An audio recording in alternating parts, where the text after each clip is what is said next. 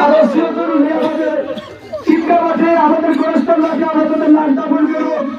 একটা কথা বলে রাখবেন, যখন জুলুম গেছে নির্যাতন গেছে, এই মানুষটা কিছু করতে না পারলো, তার খেজুর তারা মানুষের জন্য মন করে কেঁদে দোয়া করেছে, স্বীকার করতে তিনি ভালোবাসতে কতটা তার ছাত্র এসেছে, ভালোবাসার মানুষ এসেছে। আজকে সে মানুষটা শেষ হয়ে গেছে, আমাদের সব শেষ। কিন্তু এখান থেকে আমাদের শিক্ষা হলো, আগামী দিনে একজন আমার স্বামী চলে যাচ্ছে, তারা আমাদের কাছে থাকবে, তার আদর্শ, তার ভালোবাসা এই খেজুর তারার মানুষ সারা জীবন মুখের ভিতর ধারণ করবে, ইসলাম প্রতিষ্ঠান আন্দোলনে কাজে লাগাবে ইনশাআল্লাহ।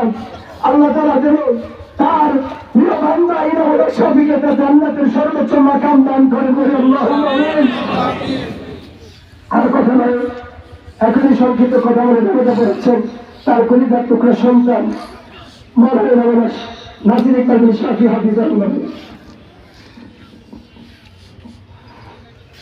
আসসালামু আলাইকুম ওয়া রাহমাতুল্লাহি ওয়া বারাকাতুহু। সম্মানিত আল্লাহর প্রিয় বান্দারা, নবীর প্রিয় উম্মতেরা, আমার আব্বা জানের একান্ত পরিচার দোয়ার অংশীদারেরা,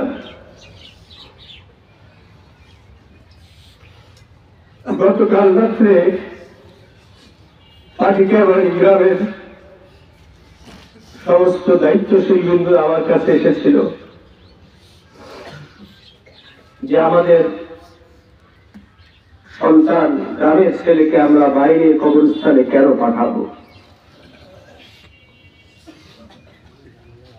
অসংখ্যবার আমার হাত জোর করে তারা আমার কাছে কামনা করেছে যে শুধু খালি তুমি বলো, তাহলে আমরা এখানে তার কবরের ব্যবস্থা করবো। আমাদের এত বড় একজন সুনামধন্য আলেম, গোটা বাংলার মানুষ যাকে সম্মান করে, আমাদের কবরস্থানে কেন তার মাটি হবে না?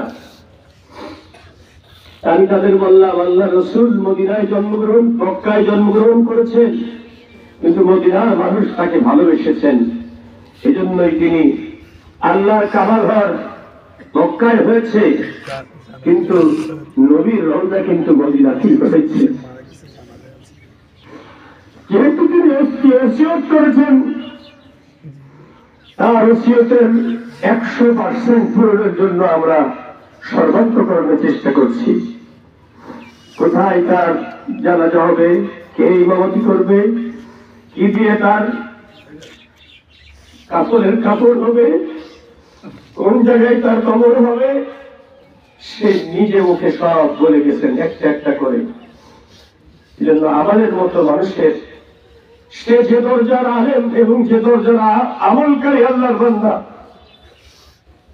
আমরা ওই পর্যায়ে আজীবনেও যেতে পারবো কিনা সন্দেহ আছে। এজন্য তার জবানের কোনো কথা ভাইলেট করার, উল্টিয়ে দেওয়ার, অমান্য করার স্পর্ধা আমার মতো মানুষের নেই। আমি তার অনুজাত সন্তান, কিন্তু আমি নিজের দিকে যখন তাকাই আর বাবার ইলম আমলের দিকে যখন তাকাই, নিজেকে বড় অসহায় মনে হয়। আমি কেন আমার বাবার ন্যূনতম সমতুল্য হতে পারলাম না? যদিও আমি ঢাকার বড় সরকার সেন্ট্রাল মসজিদের খতিব, যদিও আমি বাংলাদেশ কোরআন রিসার্চ ইনস্টিটিউটের ডিরেক্টর, যদিও আমি সারা বাংলাদেশ দেশের বাইরেও মাহফিল সফর করি, কিন্তু ওনার মতো ইলম এবং আমল, আল্লাহ সাক্ষী, আমাদের মধ্যে 50 বছর পার হয়ে গেছে, আমার বয়স এখনো আসেনি। তাই আপনাদের কাছে আমি সনির্বন্ধ অনুরোধ জানাই, আমার আব্বাজান যদি কথায় বার্তায় ওঠায় বসায় চলাই ফেরাই, যুগ যুগ ধরে আপনাদের মাঝে ছিল, যদি কাউকে কোনো মনে আঘাত দিয়ে থাকে, কোনো কষ্ট পেয়ে থাকেন, আল্লাহর হস্তে সন্তান হিসাবে তার হয়ে আমি আপনাদের কাছে ক্ষমা চাচ্ছি।